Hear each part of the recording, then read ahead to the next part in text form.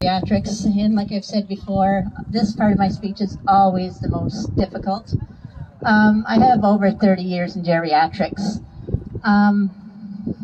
With saying that, last March when so-called COVID hit, we were supposed to protect our elderly.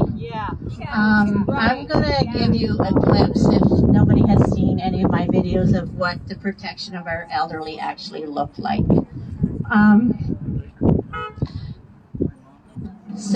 We were supposed to so-called keep the elderly safe in the terms of what the government was mandating us to do under their policy. Initially, at first, the elderly were not allowed to have any visitors whatsoever. So visitation, it had to be at the window. The windows were allowed to be open until the family members got there. And then we had to close the windows. I usually tell people, did I comply to that? No, I wasn't doing that. They needed...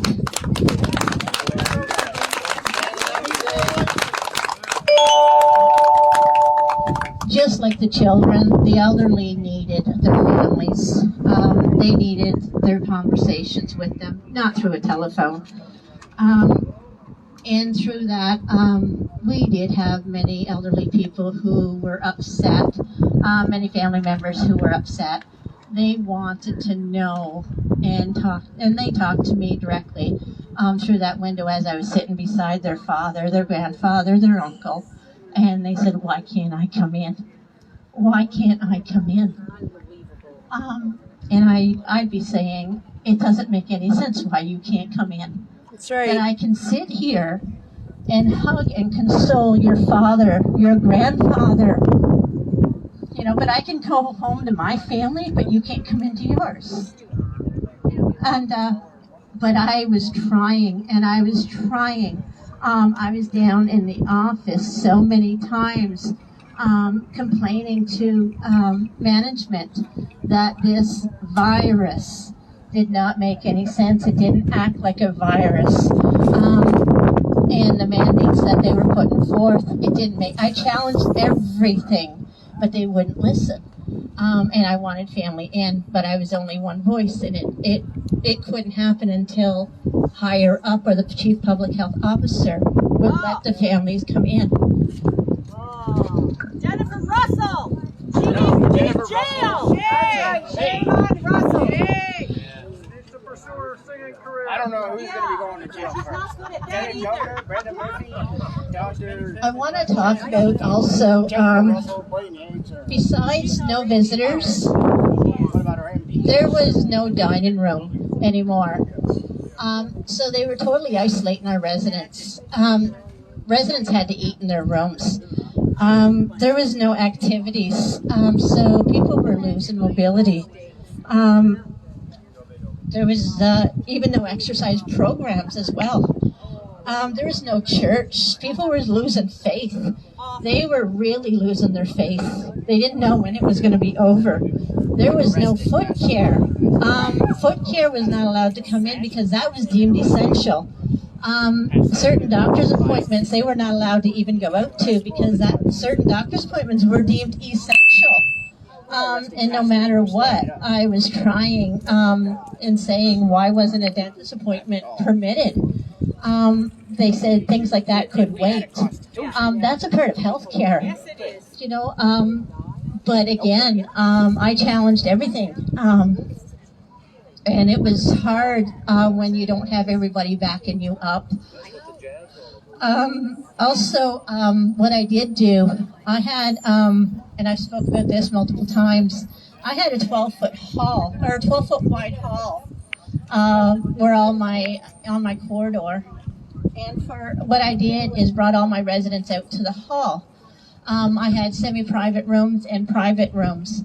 And I want you to know, the semi-private rooms, one resident was not allowed to go over to the next resident's part of the room. But in your house, you were allowed to socialize with one another. This was their home. and they were not allowed to socialize one another. They had to maintain 6 feet apart. So I brought them out to the hall for all of their meals to give them some social life. And then, but they had to maintain that 6 feet. And then the interactions and the conversations that they had were phenomenal after I did that, because they were so isolated, and they withdrew.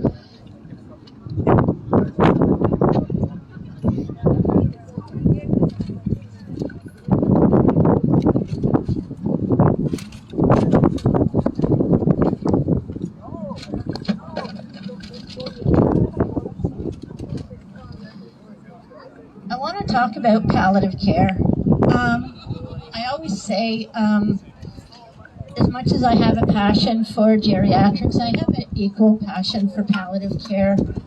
And if I wasn't a geriatric nurse, I definitely would have been just a sole palliative care nurse. I've done a lot of palliative care in my career. I've held a lot of hands as they pass through this world. But one case comes to the forefront and still touches a core with me, and I still find it very difficult to talk about, is the policy at that time with our palliative care is we were not allowed to let the loved ones in until the government said so. So what was happening was the family members had to be at the window during palliative care. So they had to watch their loved ones die through a palliative care process. That's dehumanizing. It absolutely is dehumanizing. So what was happening is the government's protocol at that time was they were not allowed to come in until they were palliative, which I said, I'm declaring them palliative. And they kept on saying, no, not until you're actively injecting them. And what that means is until you're actively injecting them with medication that renders them unconscious. And I said, so this way they can't say goodbye to their loved ones? Yeah. And that was the protocol, and I fought, and I wouldn't accept that within my nursing home. And I was adamant I didn't want this resident to die this way, and I demanded that the director of care at that time phone the chief public health officer and change that, because they were picking and choosing how they chose palliative care. And she said, no, we can't do that. And I said, yes, you can, and I won't accept it. And then she said she was going to phone, and she said after the fact that she did. And she came back to me, and she said she did phone, and nothing has changed. Not until you're actively injecting him or them that they were allowed to come in. So until this resident lost consciousness, that's when the family members were actually allowed to come in. Cruelty. And I said, that is so inhumane. So this resident who had a chance to say goodbye missed that opportunity.